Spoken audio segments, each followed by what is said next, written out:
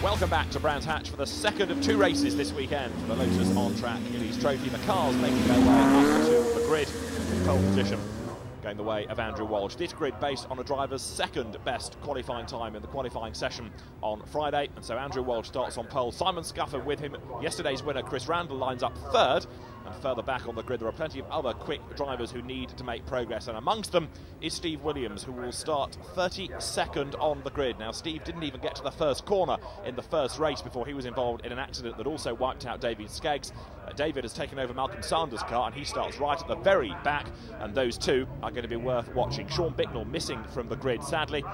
Well, yesterday we had a long safety car period. We had a red flag as well to bring an early halt to the action. Let's hope that this is a trouble-free race. Green flag wave to signify that everybody's where they should be. The drivers now look towards the lighting gantry. The lights go red. When the lights go out, we're going to be in business, which happens now. And the best start of all comes from the pole sitter, Andrew Walsh. Bad start though by David Harvey. And as the cars power their way towards Paddock Hill Bend for the first time, Russ Treasure with the Dayglow red car there already in trouble. He's been in difficulties all weekend and it has got no better for him. He therefore pulls off the circuit out of the race.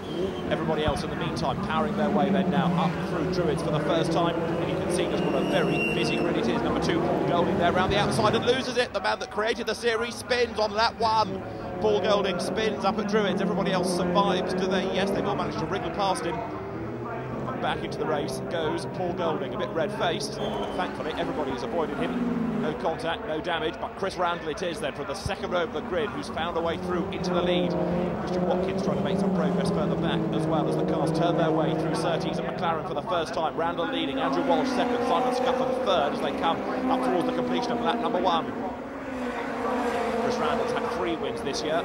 Andrew Walsh has had 1 here on the Indy circuit. Simon Scuffer has been there or thereabouts. He hasn't had a win in one of the sprint races, one of the scratch races, but he has won in the handicap race at Alton Park. Here's a replay of Paul Golding, series instigator, going a little bit too rapidly around Druids. Round comes the back, lots of tar smoke as he tries to stand on the brakes there, stop the car. It drifts back into the middle of the road. That was very close indeed. He's lucky to get away unscathed from that. In the meantime, Chris Randall leads along Cooper Straight, still being chased by Walsh. Then Simon Scuffer meets 3rd and 4th and 5th at the moment, as you see Gavin Kirby spinning off in the background, the regular winner of Class A. Gavin Kirby having a spin. The battle for 4th and 5th though at the moment, being headed by Andrew Kell with Tony Doe next up, and Tony Doe going great guns with his Elise S1 that's powered by a turbocharged Audi engine.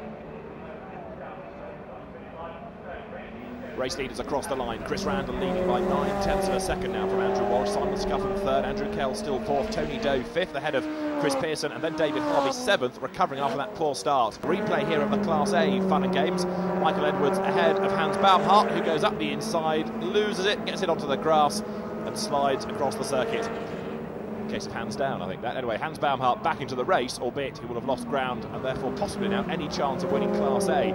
That looks as though it's going to go the way of Michael Edwards at the moment. Gavin Kirby having spun himself off earlier on as well. The gap between the top 2 extending as now David Harvey is starting to come back at Chris Pearson. Look, the 2 of them together here.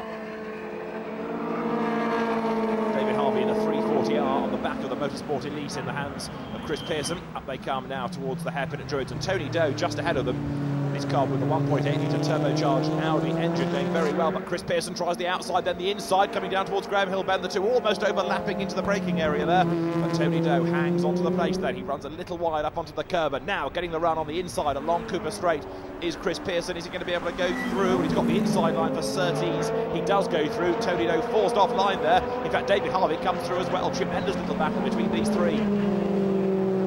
David Harvey gains a place then in the 340R, and Tony Doe doesn't just lose places, he's also losing time. That car not responding as they come out of Clark Curve, so the gap just widening, and that is John Thorne, who's planted himself in the gravel. Here's a replay of how he did it.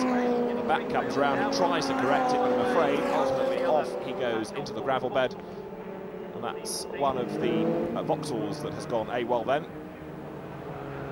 Increasingly the Vauxhall drivers switching over to Lotus chassis for this series. John Thorne, I'm afraid, in the gravel and out of the race. Now I'm just looking to see, yes, we are going to get the safety car. There it is, look in the background. The safety car comes out on track. Safety car boards being shown all the way around the circuit, and Ian Barnett and David Willey, the safety car crew, will pick up the race leader.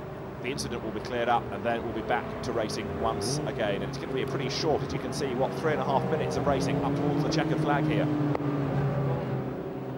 Chris Randall slows the pace, and what he wants to do is get everybody else to slow behind him and then floor the throttle and try and gain an advantage on them. Chris Randall, who was here a few weeks ago in very wet conditions, racing in the historic Group C races in his Nissan, comes across the line then now. He leads the race, the green flag flies, and you can see that he has managed to steal a march over everybody else, with David Harvey up on the inside of Chris Pearson as they go down towards Paddock Hill Bend. That should give David Harvey a place. Let's see as the cars come uphill in and amongst the traffic now. So it's a very crowded circuit indeed. Paul Golding in number 2 being that there. Andrew Walsh turns his way through Druids. He's lost out here to the leader, Chris Randall, very definitely. He's keeping Simon Scuffham at bay. And what's happening in the background, look, has Chris Pearson been able to keep David Harvey at bay? No, he has not. David Harvey goes through now. The other man in a hurry is Andrew Kell. Look, number 67, there he is in the blue car on the inside. Andrew Kell now closing on Simon Scuffham. Now, can we get Kell on the podium here? He's got his sights set on catching and passing Simon Scuffham. We are into the last, minute and 3/4 now. Still the quick drivers working their way through the traffic. Chris Pearson heading towards us. And he too being pretty busy, having to work really hard for his place. Amongst the others queuing up behind him are Christian Watkins and also now Steve Williams. Now there, look, going around the right-hander of Clearways, you can see that Steve Williams is into the top 10 now, having started 32nd on the grid. He's got lots of experience of racing MGs before Lotus's, has Steve Williams, but he's going tremendously well here, up from very nearly flat last on the grid. The other driver still making progress is David Skeggs, being taken over Martin Sanders' car for this race, and David Skeggs is on target for now 14th place. He should be able to gain more ground before the end though. He's on the back of Hans Baumhart, as here number 5 Tony Doe turns his way through the right-hander of Druids. He's got Neil McKean right up behind him. This the battle for 6th place now, and there out of the race sadly is number 69, the car parked by the side of the road. Paul Harding going no further. Paul Harding, a retirement, having gone very well in yesterday's race, but here is Andrew Kell still just fending off David Harvey. They're going to squeeze one more lap out of this, I reckon, looking at the clock. 36 seconds still to go. The race leader Chris Randall will be through in a moment as the cars now power their way up past the pits once again. Is David Harvey close enough to think about making a move this time on Andrew Kell? Not quite, and nor is Simon Scuffham really close enough to have a go at second place man Andrew Walsh. We're on the last lap, there's confirmation of it.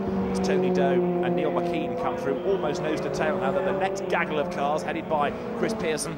David Harvey powering his way up towards the right-hander at Druids. Didn't really get a race in at all yesterday, the car retiring just before the red lights were switched on. He had to drive off the circuit with a mechanical problem.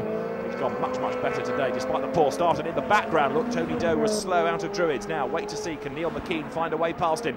Those two nose to tail. This is very much the master of the Lotus on-track Elise Trophy. Chris Randall is heading for what's going to be a 4th win of the season. Here he comes, up over the line. Checkered flag at the ready, and Chris Randall makes it a double at the DTM Brands Hatch weekend. He wins both races, and he does so in style. Look at the gap over second place man Andrew Walsh. Coming home for 3rd is Simon Scuffham, and 4th is just going to go the way of Andrew Kell, despite the best efforts there of chasing David Harvey, who comes home in 5th place. 6th is going to go the way on the last lap of Neil McKean, who gets himself ahead of Tony Doe. And Steve Williams from the back of the grid come through to take 10th position.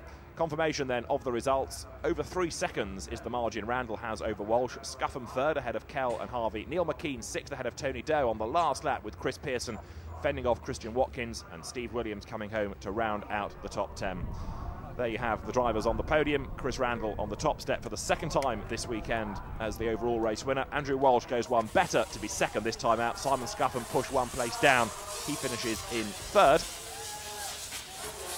And the class winners, well, Class B is Neil McKean, and Class A goes the way of the very happy Michael Edwards. The Lotus on track Elise Trophy presentations to the class winners. There is Michael Edwards being presented with the trophy by Martin Donnelly, former Lotus Grand Prix driver, of course. Neil McKean takes Class B, and once again has this propensity to wear a lampshade on his head. And Chris Randall not only wins outright, but he also takes Class C honours as well. And the champagne is sprayed. The drivers have had a great weekend here at Brands Hatch. We may have had safety cars, we've also had great racing. Well, that's it from us here at Brands this weekend. We'll be back next time from Silverstone. Let's hope there's a lot more action and a lot less safety car.